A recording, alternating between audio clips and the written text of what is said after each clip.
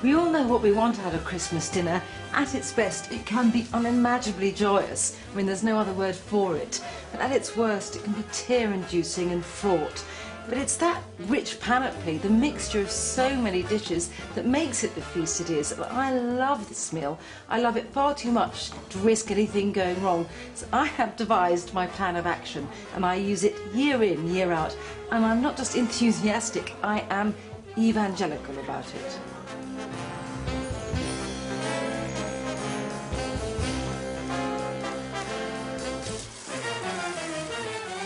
My countdown begins on Christmas Eve with a bucket, several litres of cold water and the turkey. I bring tidings of comfort and joy, and this is the means by which I do it. It's not some elaborate Christmas parlour trick, or not quite. What it is the means by which you need never ever worry about having a dried up turkey again. It is a miracle bath, a spice bath, starting off with that wonderfully Christmas spice, the clove, some caraway seed, gorgeous amounts of caraway, the warmth of star anise, mustard seeds, just a little bit of heat of a different sort, some allspice berries. These are wonderful. You can see, to throw everything with abandon, how can that be anything other than beautiful? And some cinnamon, gorgeous Christmassy scent and fabulous warmth from the cinnamon. And so that's the spices, quite a lot of them, but they need help to ooze their way into the turkey. This is not a marinade, this is a brine. Salt is what turns this into a liquid that will permeate the turkey, bringing all the spice with it and keeping everything moist while it cooks. Brine is not just salty liquid, it's sugary salty liquid. So a bit of sugar, but I don't want just sweetness, I want some taste with it. In particular, that gorgeous resiny depth of maple syrup. Onions, I think, are always the basic unit of savouriness in cooking, and you do need to add some here. You won't suddenly find you've got some strangely flavoured turkey which tastes of spices and onion. It doesn't. It just somehow gives it a bit more fullness. So it's not just the fact that it stays juicy, it's got a sort of wonderful fullness of taste. I think the same goes with ginger too. That great heat. Oranges too, very Christmassy. Just want to quarter this. Spritz the juice. It's also a flavour purveyor and a force for tenderisation. If you've got some parsley knocking about the kitchen, add that, and I always do. Some leaves, stalks and all. Everything provides its own scent. Okay, so there we are. Fragrant bathwater is ready. I'm now going to go and get the baby to pop in it. This liquid is not just spice water, it's a magical elixir. It's going to transform the turkey and it's going to be super juicy and gorgeously spiced. My fridge isn't large enough to fit the bucket in, so I leave it outside, securely covered. Next, it's time to set out my Christmas schedule.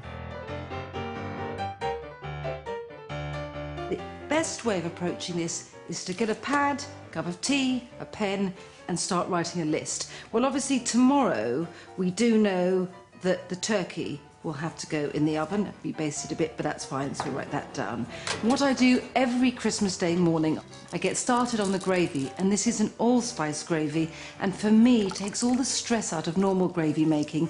No last minute tinkering about with baking tins on the hob. Tomorrow too, I want to do my perfect roast potatoes, and they really are the ne plus ultra of the potato world. There's my maple roast parsnips. These are more heavenly than you can believe, and luckily incredibly easy to make. I've also got to have tomorrow Brussels sprouts. When you need Brussels sprouts at Christmas, you have to. I cook them and then I toss them in butter, pancetta, chestnuts and marsala. And I have to say, Christmas Day would not be Christmas Day without the smell of bread sauce wafting through the house. It's my mother's bread sauce and I make it year in, year out. So right now, that leaves me not much to do, all of it pleasurable. I've got the Lawsonian staple, rum butter, has to be. I've got the work of moments with my redder than red cranberry sauce. But first of all, I want to start off with the gingerbread stuffing. And to get cracking on that, I do no more than get a few onions, a couple of apples, peel them, quarter them, blitz them in the processor, and then cook them gently in a pan with a bit of butter and olive oil.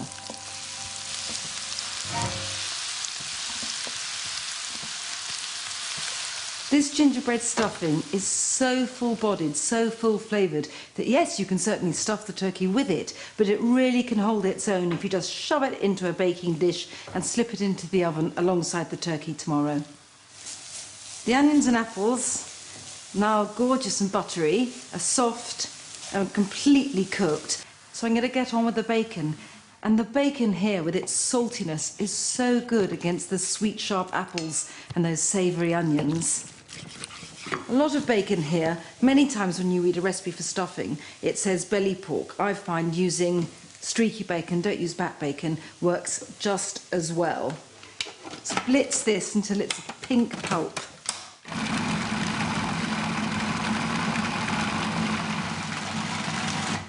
Right, it's going to be quite full with all the bacon in, so you probably need to make this a 2 spatula job and turn slowly and patiently. And if I can do that, anyone can. Don't expect the bacon to crisp up or even colour. It'll stay pink. You just want it to be cooked through a bit. To boost the Christmas flavour here by zesting a clementine in. For no culinary reason, but just because I don't want to burn my hands, I'm going to let this cool a bit while I get on with crumbling the gingerbread. This announces itself on the packet as ginger cake, but I call it gingerbread, and no doubt you call it gingerbread too. And I have to say, this came to me one moment. It just shows if you're a food obsessive, every moment is useful. I was thinking about how to stuff the turkey, and I thought, well, since stuffing is always made with breadcrumbs, why did I have to use normal bread? Why couldn't I use, say, gingerbread? So, of course, I tried it, and I am a complete convert. Turkey has got a delicate flavour, and that's one of the things I love about it. But for that reason, it really works well with a robust stuffing with such punch. I've got the first loaf crumbled. I'm now going to start mixing the gingerbread in with the bacon, onion and apple. In this goes. Most of it in the bowl.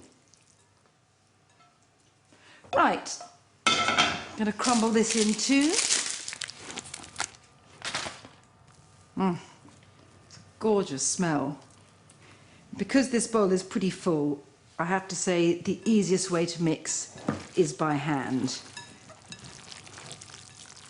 This is very therapeutic and very pleasing. And I'm done. This is cooked, it's mixed. I'll put it in the fridge and then it'll be ready to go in the oven tomorrow.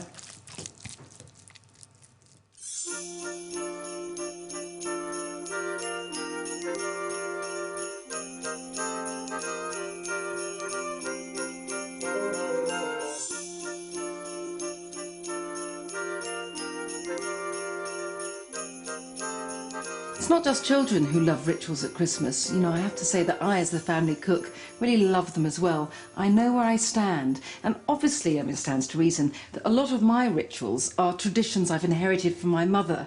Now, in some sense, I've gone in for a bit of sort of daughterly naughtiness and disobedience because my mother always had cranberry sauce out of a jar. But I would certainly say that for me, a Christmas Eve ritual is making cranberry sauce.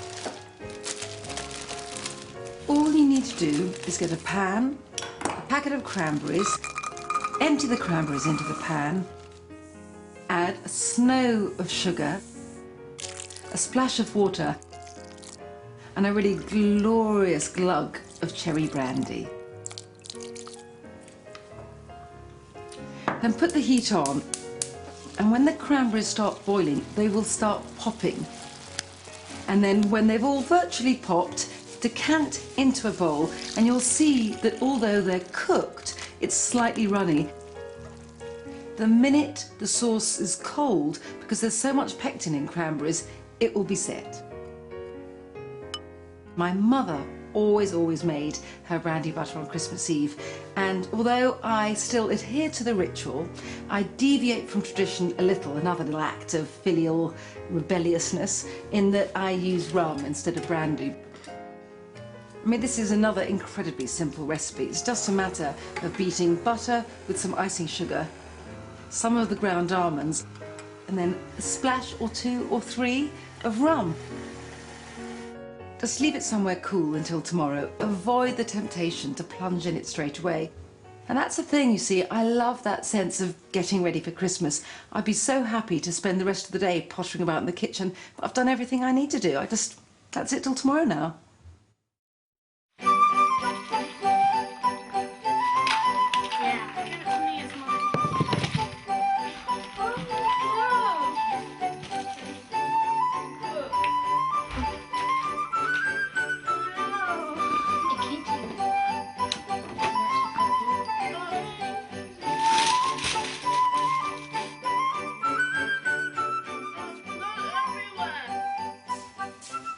Right, let's get to it. Got my bowl of Christmas gravy cheer, but first I'm going to release the turkey from its briny bath. And yes, I did get these in my Christmas stocking. Wow, it looks like something from Creatures of the Deep. Okay, I'm going to wrestle with this. Oh, it is freezing. Bit of an eraser head moment here. Look, I know it's not pretty, well, not at this stage, but it's going to taste fabulous. So if I leave the turkey to sit and get to room temperature, I am going to get on with the allspice gravy. There's water there, salt. Now this allspice gravy in fact has many flavours, and all of them build together to make this kind of very rounded and gorgeous. Celery, never to be underestimated in cooking. Onion, leave the skins on, the colour will help. Carrots, wonderfully sweet. A bit of cinnamon.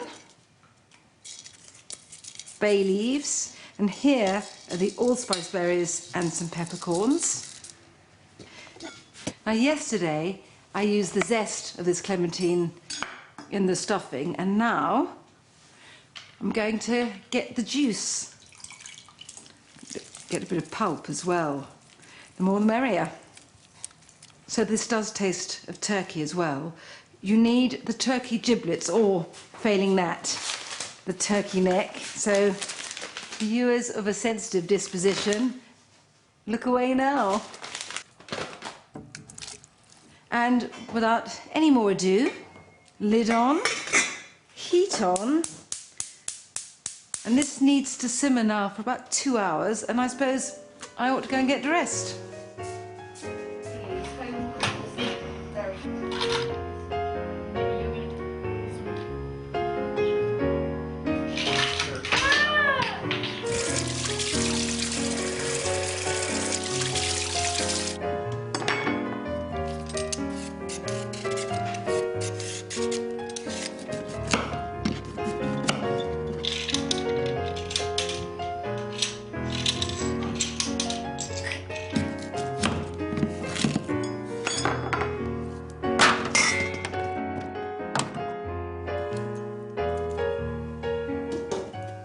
Now is the perfect time to get all the vegetables done, and actually don't dread it, because I love this part. It's quite relaxed, a bit of mindless repetitive activity which creates actually a feeling of calm. I've peeled the parsnips and I've cut them into rather fine twig-like shapes and put them in the foil roasting dish. The reason why I've done them quite thin is because I don't want to parboil them, and I really want to make sure that they cook inside before they burn on the outside. And I actually am going to roast them in that, because I think Christmas is made an awful lot easier if you use throwaway foil roasting dishes rather than ones you have to scrub for hours afterwards. Now the sprouts. I prepare in exactly the same way I remember year in, year out my mother doing, making like a cross incision here just to help them cook more evenly. I just do them anyway because my mother did. But the way I cut my potatoes, now that is my patented method for creating the perfect roast potatoes. So I imagine this in a way as if it's going to be cut into a triangle in the middle. So I go like that there, and I create the triangle, and then I have 3 pieces with maximum amount of cut sides, and it's these cut sides that make all that crunch and crispness. I also think that it's better to give someone 6 small roast potatoes than 2 large ones. Anyway, I know I'm right, so I'm just going to carry on.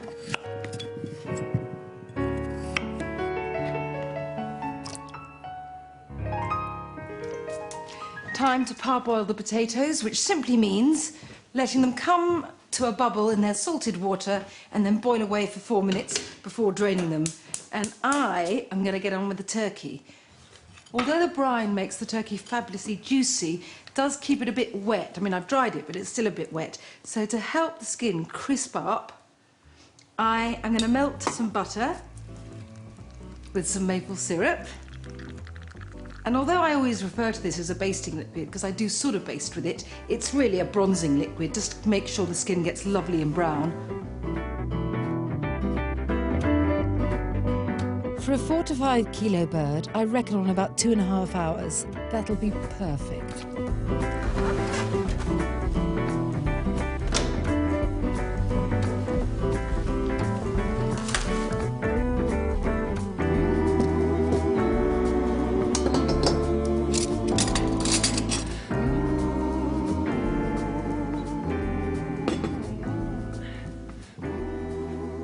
I love this bit, when everything is just beginning to come together, and it gives me kind of prickle of excitement. I feel that I'm almost there. Anyway, may as well relish it now, because it's certainly going to get a bit manic later.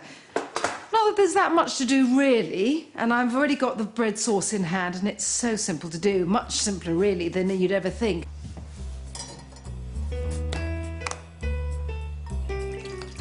All you need to do is pour some milk into a pan, and into the milk throw an onion that's been peeled and quartered, each quarter studded with 1 clove.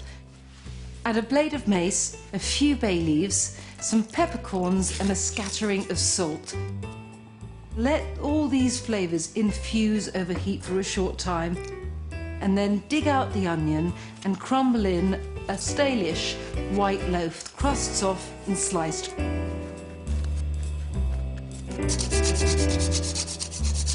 Grate over some fresh nutmeg, stir for a while until all the bread has absorbed the milk, and take it off the heat for a while with the lid clamped on. Another thing almost crossed off my checklist is the gingerbread stuffing. All that needs to be done there now is to beat 2 eggs into it, wadge it into tureen and pop it in the oven. And this can cook on a rack under the turkey for around an hour.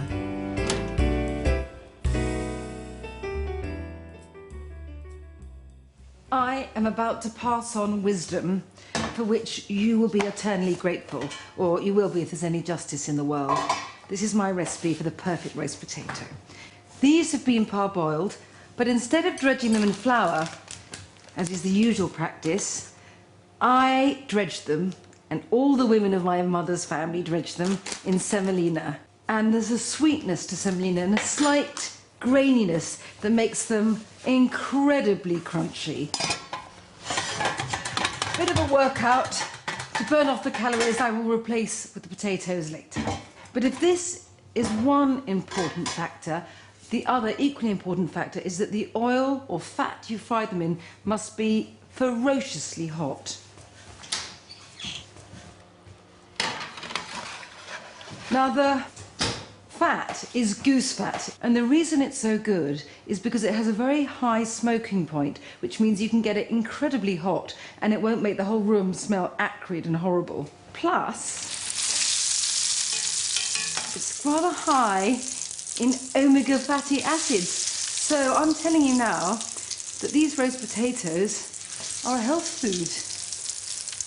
Don't panic if you've just got one oven and therefore you can't get the potatoes in a really hot oven, because you can just take the turkey out, tent it in foil, whop the heat up to high, and then roast potatoes, take about 45 minutes, and a turkey will sit covered like that fine.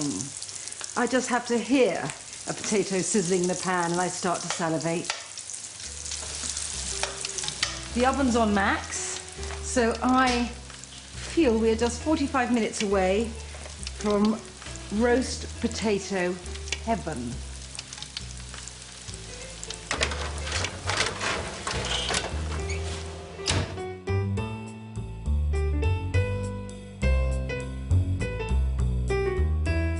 Much as I relish the chaos and commotion of Christmas, I do think it's important before it all kicks off to snatch a quiet moment so you can go over what you've done, what needs to be done. And I've come to the conclusion that in order to stave off panic, you need to prioritise. So for me, I would so much rather buy a Christmas pudding and make my own rum butter. And all you need to do is put the pudding in a steamer or a saucepan, and all that steam coming out is so welcoming, it doesn't matter that you haven't made it yourself. And I've given up parboiling the parsnips. All I do is peel them and cut them small enough so I can just smoosh them around in a tin with some maple syrup and vegetable oil, and then 35 minutes or so in an oven, and they are gorgeous. Happy Christmas. I think everyone should be smiling.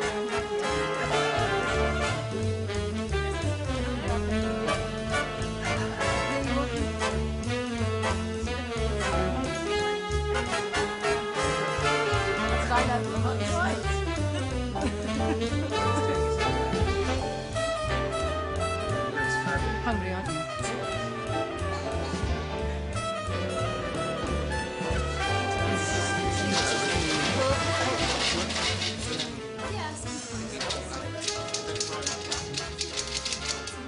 I know that sprouts are so often regarded as some sort of Christmas joke, but I have to say there's no joke about these. They are seriously good, more than good. A bit different, but not so different that you're shocked. We'll start off with a bit of oil in my special Christmas decanter. You don't need too much oil because what's going in next, some cut up bits of pancetta. It's bacon really, or lardo you can get from the supermarket. I love sprouts with chestnuts, and I didn't think it was possible to improve on that until I added, to match the sweetness of chestnuts, the saltiness, intense, gorgeous, savoury saltiness of bacon. There is no turning back once you've done that. And now, a little bit of butter. Because I think chestnuts taste best when they've been softened in butter. I mean, the fact that you're not having to cook and peel your own really makes life easier. These have been vacuum packed. Now, this is the bit that brings the saltiness of the pancetta and the sweetness of the chestnuts together. A good splosh of marsala. And now, sprouts, still warm. I didn't cook these for very long, about 5 minutes, because a sprout that is still nutty is immensely good, and a sprout that is blousy and waterlogged is inedible. I've got a lot of parsley, and actually I'm not using this as a garnish, it's really almost as another vegetable in with the sprouts. Leave some for later, but a huge amount on now. The glorious thing about cooking sprouts this way is that I think they taste better if you sit them in the pan and clamp on a lid. All the taste, the salt of the bacon, the sweetness of the chestnuts will ooze in. And while the sprouts sit there infusing, it gives me a chance to grab a quick snifter.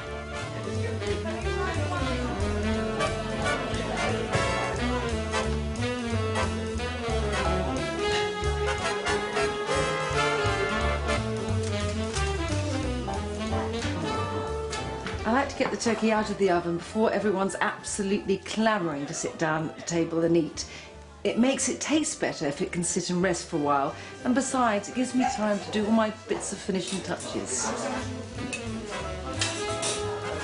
To complete the gravy, all I do is put a couple of spoonfuls of flour in a saucepan and whisk in the pan juices from the turkey. And my hot allspice stock has been simmering away for a while now, so I just whisk it in and the gravy's done. Because I like a mood of abundance and plenty to dominate, I get out a vast platter, and on one end I tumble out my maple roast parsnips, and the rest I clatteringly fill up with my cartoon crunchy roast potatoes. You could serve the bread sauce just as it is and it would be really good, but it is unspeakably fabulous if you warm it up slightly, add in a knob of butter and a dollop of cream.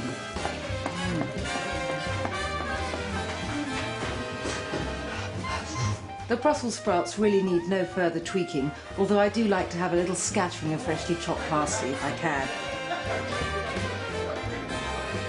The gingerbread stuffing I serve more or less straight from the oven. And then the final moment of glory awaits, and that is the triumphant bringing out of the turkey. Okay, folks, can you carve? I'm going to get you in.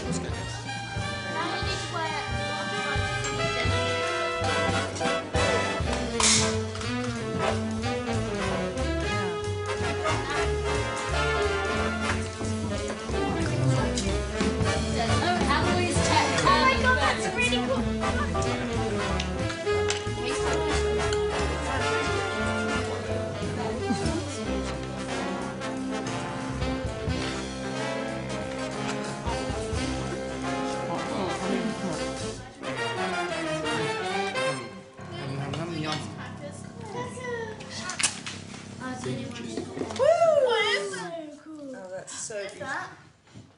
Oh, That is great. I've got more to come.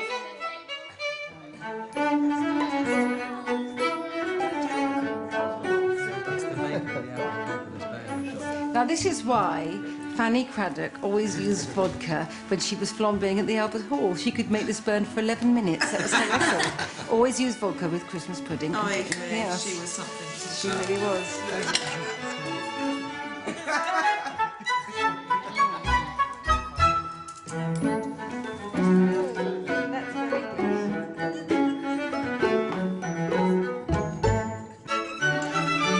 I will get you a spoon, but